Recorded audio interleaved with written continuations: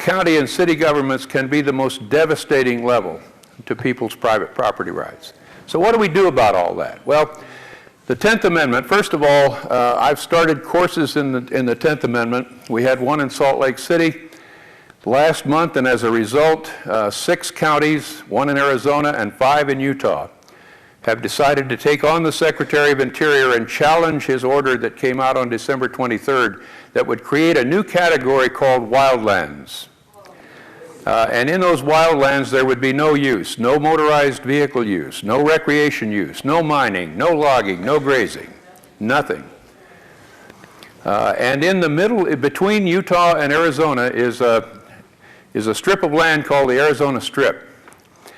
When Congress passed and enacted the Utah wilderness and the Arizona wilderness, they specifically, deliberately, intentionally, by legal description, excluded the Arizona strip of land.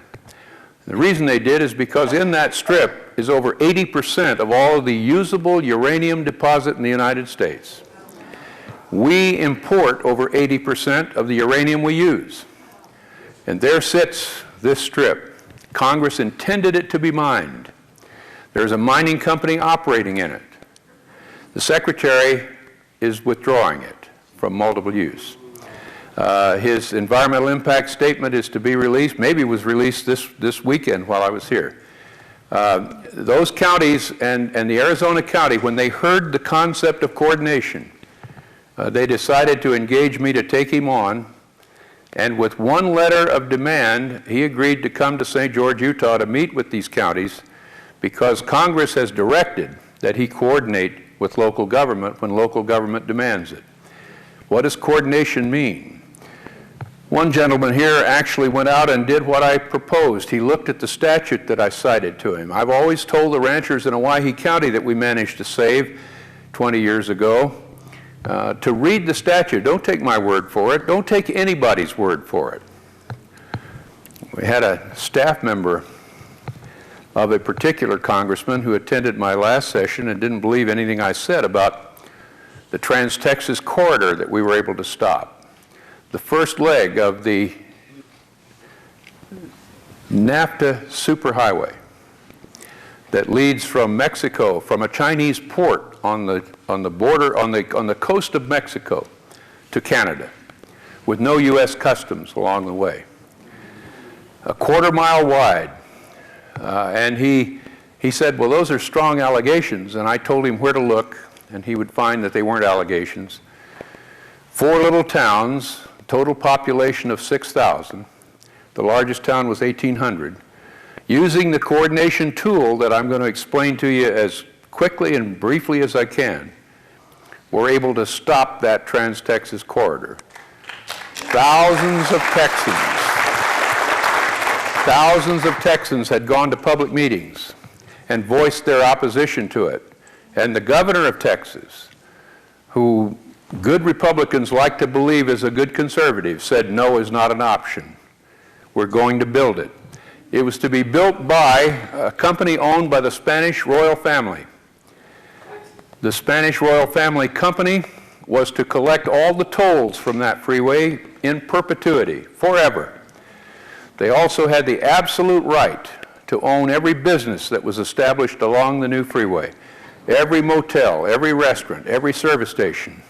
Not only that, but to own the new right-of-way for the utilities that would be within this quarter mile, so that every public utility in the state of Texas would have to renegotiate their rights-of-way at expense to the Texas taxpayers.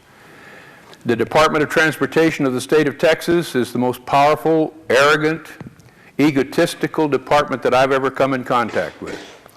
They have an annual budget more than that of Southwest Airlines. They have their own Air Force. They have 4 planes that they carry bureaucrats around the state in. We asked them once if we could use them to get to one of our coordination meetings, but they declined. I found a statute in the Texas law that required the Department of Transportation to coordinate with regional planning commissions. Now, regional planning commissions, the very term just causes shudders to go up my spine, largely because of those that were started in California many, many years ago and have spread through the country. But when I looked at the definition, all it said was that any 2 or more towns could create one. That's all they had to do, was create it, and transportation had to come and coordinate with them. What does the word coordinate mean? It means equal, not subordinate. Congress in the federal statutes has gone further than that. Coordinate means in the congressional statutes that every federal agency has to coordinate with any local government, no matter the size of it. A town of 400 can bring a federal agency to its table and force it to negotiate with it to reach consistency between the federal policy and the policy of those 400 citizens in that town. Strange. I didn't believe it until I found it 20 years ago. At any rate, we found the statute. 4 little towns joined into establishing the Regional Planning Commission. At the time that we did that, the environmental impact statement for the Trans-Texas Corridor was ready to be released in 3 weeks to the public. We started the process, and they decided to hold up for a while until they put us back in our place and could go on. The first meeting that we called, the suits from Austin came down and met in a community hall with these 4 unpaid mayors, with the ladies' quilting bee going on in the back corner. And the ladies would quilt a while, and then they'd stop and listen, then they'd laugh, and then they'd go ahead with the quilting. We managed in the next 27 months to bring to the table in Holland, Texas, population 1,800, the top management people from the regional EPA, Environmental Protection Agency in Houston, the Department of Environmental Quality of Texas, the Department of Wildlife and Parks in Texas, the Federal Highway Administration, the Department of Transportation, the Natural Resource Conservation Service, and after 27 months, the Federal Highway Administration said to the Department of Transportation of Texas, "You boys better withdraw this corridor because those towns are going to beat you in court."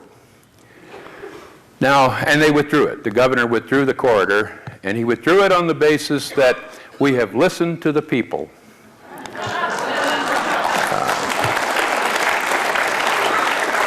He gave a speech in Washington, D.C. that I attended because I was there for something else a couple of months ago, and he said he was a lifetime conservative. He'd been a lifelong conservative. And one of the people from George Mason Law School leaned over and said, "I'll bet your farmers in Texas don't think he's a conservative." The Trans-Texas Corridor was the key element of the NAFTA superhighway.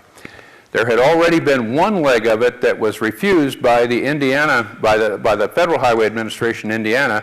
They allowed the portion to be built. They just made them take a different route, because the second route that they approved was going to take less farmland by about 2,000 acres, but it was taking farmland right out of the heart and core of Indiana. The Trans-Texas Corridor would have taken out 50,000 acres of the Blacklands Prairie, which is listed by world organizations as the most sensitive, most productive farm ground in the world. It was going to divide those 4 little towns geographically down the center. The town of Holland, if there had been an accident directly across that freeway from their hospital, they would have had to drive the ambulance 7 miles to the nearest exit, cross and back down 7 miles to the accident, and return the victim 7 miles up and 7 miles back. And the Department of Transportation could see that that didn't have any adverse impact on anyone. Using the coordination process that is so simple, but hard work, but simple, we were able to stop that. 20 years ago, I was called on by a friend of mine in Owyhee County, Idaho. I had promised myself that I would never work on property rights, had no interest in them. I was the chief of the Organized Crime Division in Baltimore. Then I left and went out and defended the people that I'd been trying to put in jail for years. I came back to Idaho and was counsel to Governor Andrus and Governor Evans, and then I represented death penalty clients and won all those cases, 10 of them, and criminal law was my field. That's why I felt at home in political law with the governors of Texas, or of Idaho, I mean. But not property rights. And there's a short story. It's going to take a couple of minutes, maybe a minute, but I'm going to waste that time anyhow.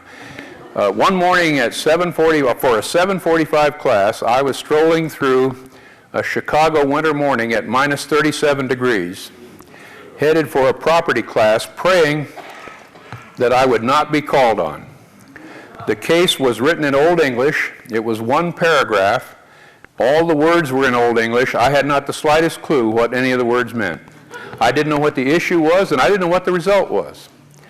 God answers prayers in mysterious ways, and of course I was called on. And I got buffeted around the room from wall to wall for 50 minutes. And I told my friend when I left, if I ever take on a property case, hit me in the head with a baseball bat and just end it right then. I want nothing to do with it. 20 years ago, a good friend of mine who was county commissioner in Owyhee County, Idaho, a big county. If you want to look at it on the map, it's interesting to see. It's a huge county of 5 million acres, 10,000 population or less, depending on what day of the week you take the population reading. And the whole economy is cattle grazing, livestock grazing, on public land, because there's not enough private land in the county to sustain a herd. 9% of the land in the county is privately owned. The federal government owns 82%, I think it is, and the rest is owned by the state. So no rancher has enough private land to make his herd work. He uses allotments, he uses public land. The commissioner came to me and asked if I could help them because the Bureau of Land Management, which I didn't even know what was ready to release a plan that would reduce grazing by 40% as soon as the record of decision was entered. And there wasn't a one of the 180 ranchers in Owyhee County that could survive it, so they would all be out of business. These people are family ranchers. They've been there for over 100 years, they and their ancestors. No corporate ranchers, except those that were talked into forming a corporation, a family corporation by lawyers, much to their disadvantage because it's ended up costing them far more than they saved. I said, Dick, no, I can't help you. If the federal government's going to take the cows off the land, they're going to take it off. It's like Frankenstein's monster. It just keeps coming. I was an assistant U.S. attorney, one of my first jobs in Baltimore. I knew the power of the federal government. As counsel to Governors Andrus and Evans, I dealt with the federal agencies. I tried to keep us in compliance with what they wanted, and I always tried to stay a step ahead of them, because that's the only way you can beat the federal government. You can't play prevent defense any more than a football team can, because the only thing you prevent is victory. You've got to stay ahead of them, which is easy. It's hard work, but it's easy to do because you can be creative and they can't. Like the syndicate, the federal government gets orders from the top, and the people on the ground don't get to think about them, and they can't be creative. They have to follow those orders. They're both the same, the federal government and the syndicate. State government, the same thing. So it gives you an opportunity. Well, I went, I looked, I found a section in the code, 43 United States Code 1712. That's the one the gentleman checked out to be sure I was right, and found out I was. It says that the Secretary of Interior shall coordinate with local government in making all plans, policies, and management actions with regard to grazing or any of the rangelands. And then it defines coordination as saying that it requires that local government be given early advance notice of what the agency plans to do, given the opportunity to help develop it, given the opportunity to identify conflicts, inconsistencies between the local policy and the federal, and then the kicker, the federal agency has to make all practicable efforts to reach consistency between what the federal government plans and what the local government wants. Now, that was passed in 1976, and at the time I found it, it had never been used.